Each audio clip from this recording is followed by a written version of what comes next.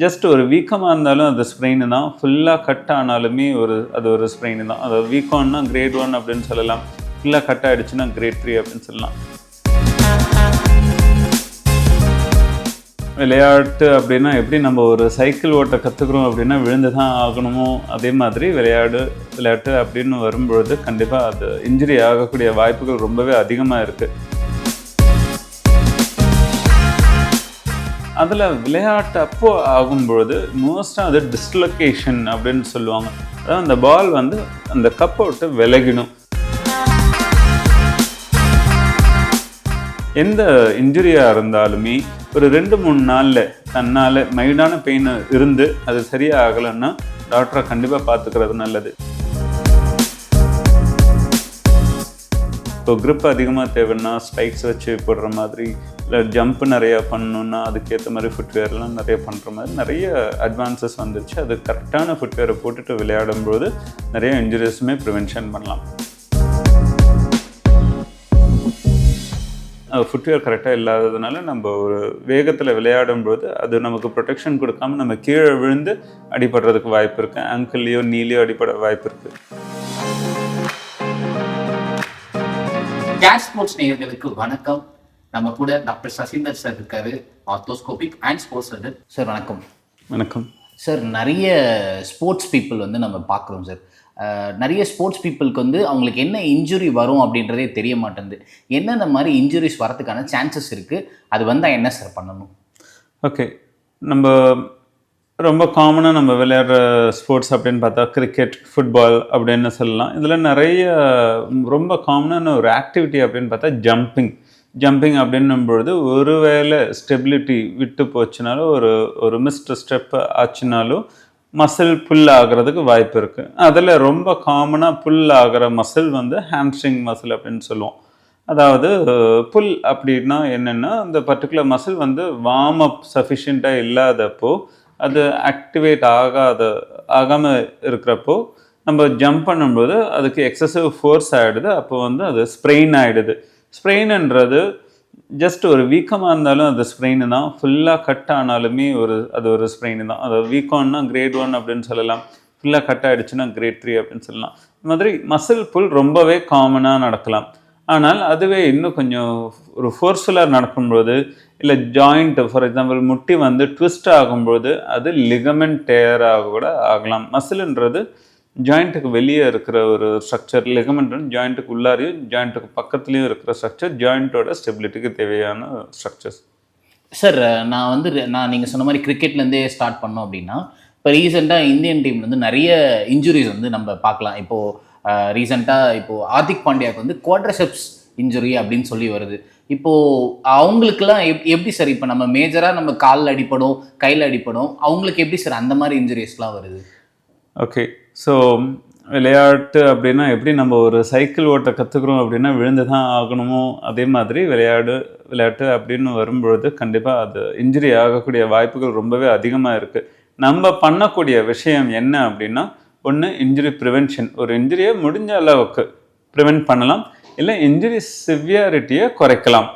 அதுக்கு ஏற்ற நம்ம வார்ம் அப்பு, ட்ரைனிங், ஸ்போர்ட்ஸ் ஸ்பெசிஃபிக் ட்ரைனிங் அப்படின்னு பண்ணும்போது நிறைய வகையான இன்ஜுரிஸை வந்து ஒரு 90% வகையான இன்ஜுரிஸுமே நம்ம வந்து ப்ரிவென்ஷன் பண்ணக்கூடிய வாய்ப்புகள் இருக்குது. அதை தாண்டி பார்க்கும்பொழுது நம்ம ஒரு ரெக்ரியேஷனல் பிளேயருக்கும் ஒரு ப்ரொஃபஷ்னல் பிளேயருக்கும் நிறைய வித்தியாசங்கள் இருக்குது. ரெக்ரியேஷனல் பிளேயர்னால் நம்ம ஒரு வீக்கெண்டில் ஐடி ஒர்க்கில் இருக்கோம், வீக்கெண்டில் சாட்டர்டே சண்டே போயிட்டு கிரிக்கெட்டு காலையிலேருந்து ஈவினிங் வரைக்கும் விளையாடுறோம், இல்லை ஒரு 3-4 ஹவர்ஸ் விளையாடுறோம் அப்படின்னா ரெக்ரியேஷனல் பிளேயர்ஸ் அப்படின்னு சொல்கிறோம்.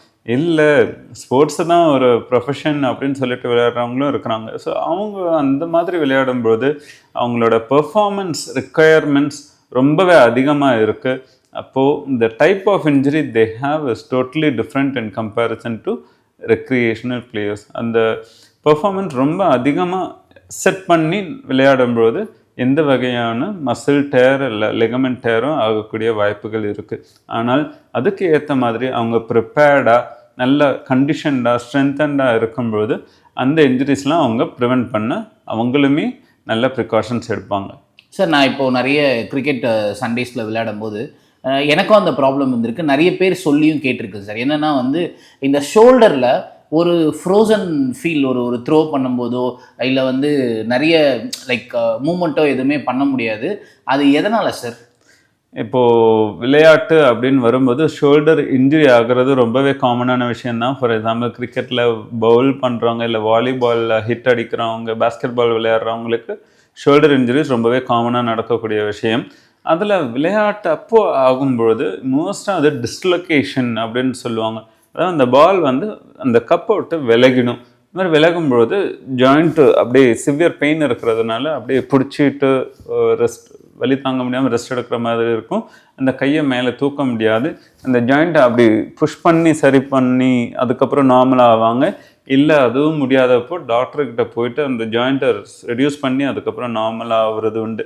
அதை தாண்டி பார்க்கும்போது கொஞ்சம் வயசானவங்களோ, இல்லை சுகரு, இல்லை வேறு மெடிக்கல் இஷ்யூஸ்லாம் இருக்கிறவங்களோ, அவங்களுக்கு ஃப்ரோசன் ஷோல்டர் அப்படின்ற ஒரு ப்ராப்ளமே இருக்குது. அதாவது ஷோல்டர் வந்து நல்லா ஸ்டிஃபாக ஆகும். அதனால் அவங்களால கையை மேலே தூக்க முடியாது. நார்மலாக தூக்குறதுக்கு பதில் கையை இப்படி ஸ்ட்ரக் பண்ணி தூக்குற மாதிரி இருக்கும். இது டோட்டலாக ஒரு டிஃப்ரெண்ட் சினாரியோ. இது அடிபட்டும் வரலாம், அடிபடாமலே கூட வரலாம். அடிபடாமல் வருதுன்னா அது சுகரு, மற்ற மெடிக்கல் இஷ்யூஸ் இருக்கான்னு பார்க்குற மாதிரி இருக்கும். அடிபட்டு வர்றதும் காமன்.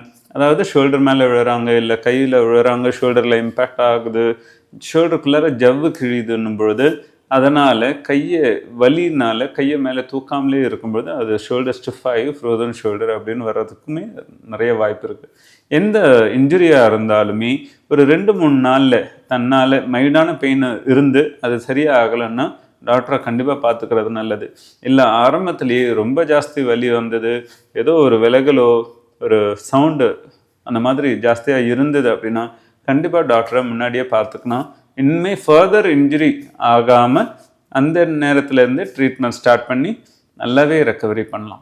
சார் இப்போது முன்னாடிலாம் வந்து ஒரு ஒரு 20 இயர்ஸ் 10 இயர்ஸ்க்கு முன்னாடிலாம் வந்து கிரவுண்டில், அதாவது ஒரு ஒரு ஓப்பன் கிரவுண்டில் எல்லாருமே எந்த கேமாக இருந்தாலும் விளையாடிட்டு இருந்தாங்க. இப்போ எல்லாருமே இந்த டர்ஃப் ப்ரிஃபர் பண்ணி விளையாடுறாங்க. அங்கே நிறைய ஸ்கேட் ஆகிறதுக்கும் நிறைய வந்து விழறதுக்கான வாய்ப்புகள் அதிகமாக இருக்குது. ஸோ அதுக்கு முன்னாடியோ இல்லை வந்து அந்த மாதிரி விஷயத்தில் நம்ம ரொம்ப கான்ஷியஸாக இருக்கணுமா சார்? ஆமாம், கண்டிப்பாக. இப்போ டர்ஃப் அப்படின்னும் பொழுது அதிலே பல வகையான டர்ஃப் இருக்குது. அதே மாதிரி கிரவுண்டுன்னும் பொழுதுமே பல வகையான கிரவுண்டு இருக்குது. இப்போ முன்னாடிலாம் நம்ம மண்ணில் போயிட்டு விளையாடிட்டு இருந்திருக்கோம். அந்த மாதிரி ஒரு சுச்சுவேஷனில் இன்ஜுரி ஆகும்பொழுது கூட சில நேரம் அந்த கிரவுண்டு வந்து அந்த சாஃப்ட்னஸ்னால அது இன்ஜுரி ரொம்ப ஜாஸ்தி ஆகாமல் இருக்கிறது ப்ரொடெக்ஷனும் பண்ணும். அதுவே வந்து சிமெண்ட்டில் விளையாடும்போது இன்ஜுரி ரொம்பவே அதிகமாகக்கூடிய வாய்ப்புகளுமே இருக்குது. அந்த ஆங்கிளில் இம்பேக்ட், நீல இம்பேக்ட், ஜம்ப் பண்ணும்போது ஜாஸ்தியாக வர்றதுனால இன்ஜுரிஸ் ரொம்ப காமன். அதே நேரம் கீழே விழும்போதுமே இன்ஜுரிஸ் ரொம்ப காமனாக ஆகக்கூடிய வாய்ப்பு இருக்குது. அதை தாண்டி இந்த கிரவுண்டை தாண்டி நம்ம அதுக்கான ஃபுட்வேருமே போடும்பொழுது நம்ம இன்ஜுரிஸை நிறைய ப்ரிவென்ஷன் பண்ணலாம். அப்போது ரொம்ப சாஃப்டான ஃபுட்வேர் போடணும் அப்படின்றது கிடையாது. ஒவ்வொரு ஸ்போர்ட்டுக்குமே ஃபுட்வேரு ஒவ்வொரு மாதிரி மாறுது.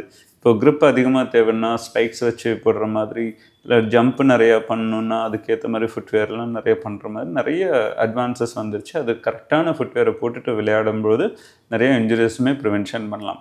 சார் நீங்கள் ஃபுட்வேர் பற்றி சொன்னீங்க சார். இப்போ நிறைய பேர் இந்த ஸ்லிப்பர்ஸ் போட்டு சும்மா ஒரு கிராக்ஸ்லாம் போட்டு கேம் விளையாடுறாங்க.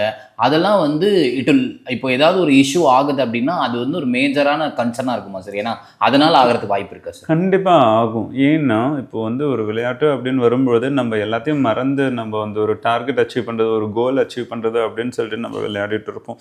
அப்போது வந்து நமக்கே தெரியாமல் அந்த ஃபுட்வேர் கரெக்டாக இல்லாதப்போ அதை நம்ம பிடிச்சிக்கிட்டு ஓடிட்டு இருப்போம். இப்போ வந்து அது 2 விதமாக அது நமக்கு ஹார்ம் கொடுக்கலாம். ஒன்று அக்யூட் இன்ஜுரி கொடுக்கலாம். அதாவது ஃபுட்வேர் கரெக்டாக இல்லாததுனால நம்ம ஒரு வேகத்தில் விளையாடும்போது அது நமக்கு ப்ரொடெக்ஷன் கொடுக்காம நம்ம கீழே விழுந்து அடிபடுறதுக்கு வாய்ப்பு இருக்குது. ஆங்கிள்லேயோ நீலையோ அடிபட வாய்ப்பு இருக்குது. இல்லை அக்யூட் இன்ஜுரியே இல்லைன்னாலுமே நம்ம விளையாடுற மெத்தடு மாறும். ஃபுட்வேர் சரியாக இல்லாதப்போ அதை பிடிச்சிக்கிட்டு அது ஜம்ப் பண்ணுற மெத்தட் மாறும். நம்ம ஆங்கிளில் ஃபோர்ஸ் கொடுக்காம கட்டை விரலில் மற்ற விரலில் ஃபோர்ஸ் கொடுத்து விளையாடும்போது பாதம் வலியுமே ரொம்ப அதிகமாகக்கூடிய வாய்ப்பு இருக்குது. வெயிட் டிஸ்ட்ரிபியூஷன் ஃபுட்டில் கரெக்டாக இல்லாமல் பிளான்டார் ஃபெஷைட்டிஸ் அப்படின்னு சொல்லுவாங்க. அந்த துதிகால் வலி வர்றது, இந்த முன் பாதம் அடியில் வலி வர்றது, இந்த மாதிரிலாம் ப்ராப்ளம் அதிகமாக வரக்கூடிய வாய்ப்பு இருக்குது. ஸோ எதையுமே நம்ம ரொம்ப உதாசீனப்படுத்திக்கக்கூடாது. ஒரு விளையாட்டு அப்படின்னு வரும்பொழுது நம்ம கண்டிப்பாக ஒரு ரெக்ரியேஷனல் பிளேவாக இருந்தாலுமே நம்மளோட ஹெல்த்துக்கு நம்ம கண்டிப்பாக முக்கியத்துவம் கொடுத்து அதுக்கான சில சின்ன சின்ன ப்ரிகாஷன்ஸ்லாம் எடுத்து ஃபுட்வேருமே எங்கே விளையாடுறோம், எந்த கிரவுண்டில் விளையாடுறோம், இது எல்லாத்தையுமே பார்த்துட்டு பண்ணுறது தான் ரொம்ப நல்லது. Sir thank you sir. நிறைய விஷயங்களை, அதாவது ஒரு இன்ஜுரி, ஒரு ஸ்போர்ட்ஸ் பர்சனுக்கு என்னென்ன இன்ஜுரிஸ் வரும், அவங்க அதை எப்படி ப்ரிவென்ட் பண்ணலாம் அப்படின்றத சொல்லியிருக்கீங்க. மக்கள் என்ன சொல்கிறாங்க பார்ப்போம் சார். நன்றி சார். நன்றி.